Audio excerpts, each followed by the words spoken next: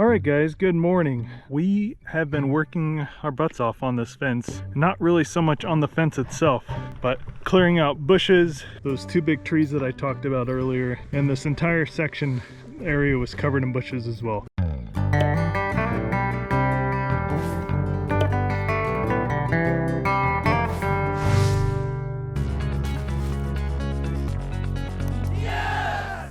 We still have more cleanup to do here, but I have it cleaned up enough that I should just be able to take the tractor through here and scrape off most of the vegetation on top, and then probably hook some chains and try to dig out some of these remaining stumps.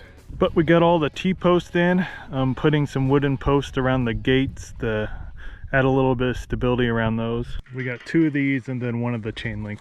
They're all black, just trying to match things, but it's not going to look perfect. It's just gotta keep a dog in. Eventually we do want to put an addition on this side of the house, so that's why we're using T-posts and not making something a little bit more permanent as far as the fence posts go. T-posts are a lot easier to get in there and remove in the future, and it should be enough to hold Luna in, so we think it'll be a nice little fit for now and it won't look horrible.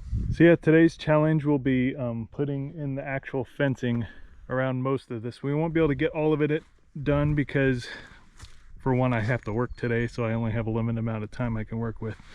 But we also don't have all the hardware for that gate over there, and I don't want to wrap it all the way around there until we have the spacing correct on that wooden post. So we will get done as much as we can get done. All right, so after day one of putting this on here, it has not gone nearly as quickly as we wanted to. We're just putting the barbs on the wooden posts themselves. They hang the fence on here.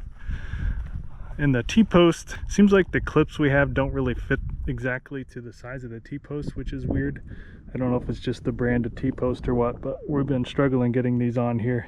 And plus it's a 2x3 inch hole here, and the tool I'm using, I can't just wrap in and around here, so I'm constantly having to feed it through and wrap it around so I can twist this piece around. So it's been quite a pain in the butt.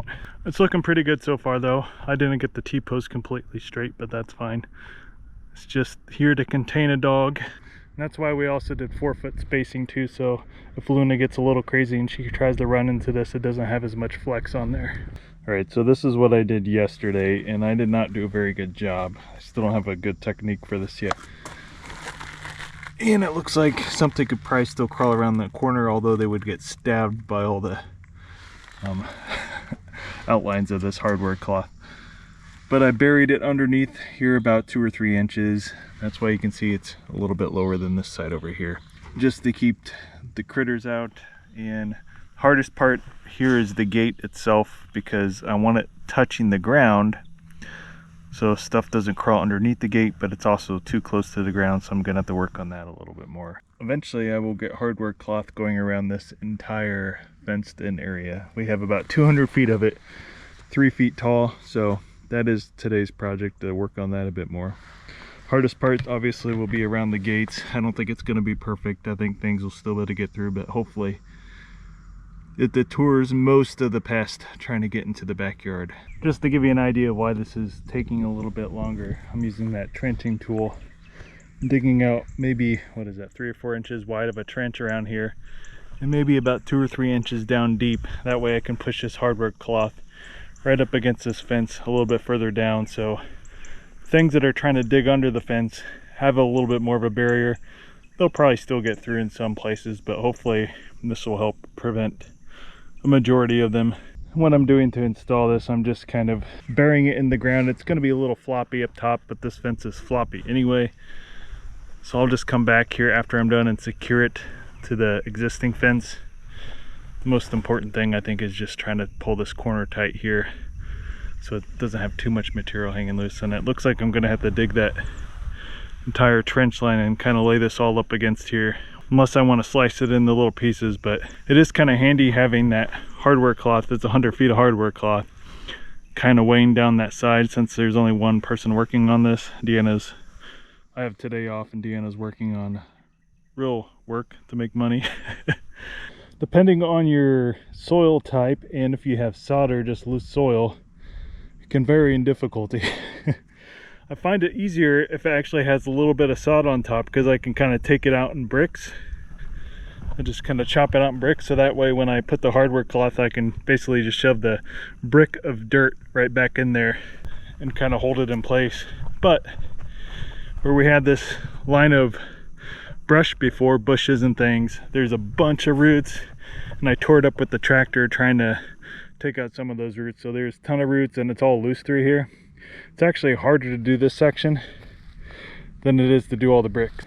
So yeah, as you can see, it's still kind of wavy up top and stuff, but be able to shove those bricks up against the bottom holds it tight enough that I should be able to come back here with some of this 14 gauge wire. It's really just to prevent snakes and stuff. They aren't able to climb up this 1/4 inch wire, supposedly. So it's really just to keep snakes out. Basically give them a flat surface. They don't have anything to attach their bodies to. I have my GoPro like completely covered in dirt right now. This is kind of what I've done with the gate though. It's definitely not perfect. I'm sure snakes or something can still shove their way through there if they wanted to. But I'm latching it here.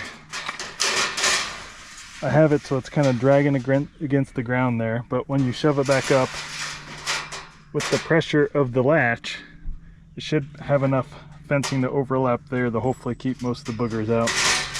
Then on the other side, I curled this edge so it kind of acts like a hinge.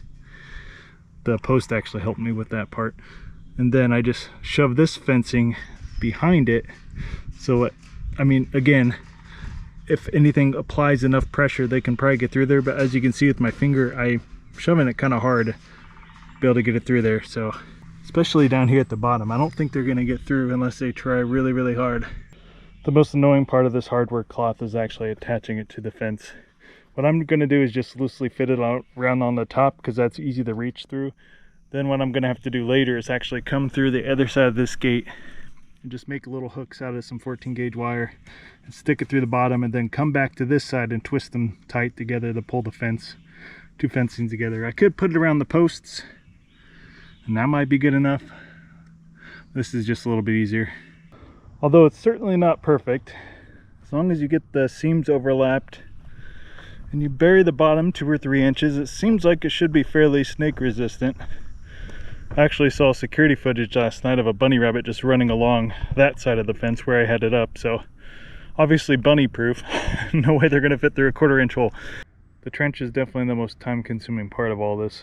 Have it going right up to the house, bury it all the way through. The weakest points are definitely going to be the gates, because obviously I can't bury the mesh in the ground at the gates, so I'm going to have to either put some crush and run, pack it in there very well, or do something just to help protect that. But otherwise everything else is pretty solid.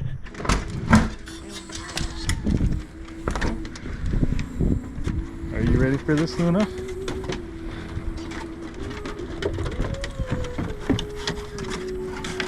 Look, it's open. Oh, why are you going back on the deck? And there she goes.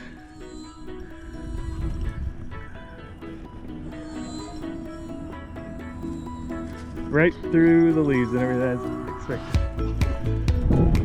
Oh, finally she can get her zoomies out. Here goes Luna!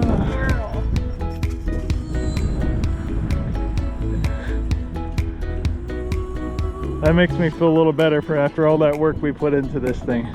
Well guys, I hope you enjoyed watching this video of us building our fence, and I hope you got a few ideas if you're thinking about building something similar, especially in maybe Arizona, New Mexico, or of course Virginia, where there are poisonous snakes that you want to protect your pets a little bit more. Obviously this is not a perfect solution, and this is not a how-to video. This is just what I'm trying to do with what I've researched online, so hopefully it works out. But anyways, best of luck to you all, and I'll see you all in the next one.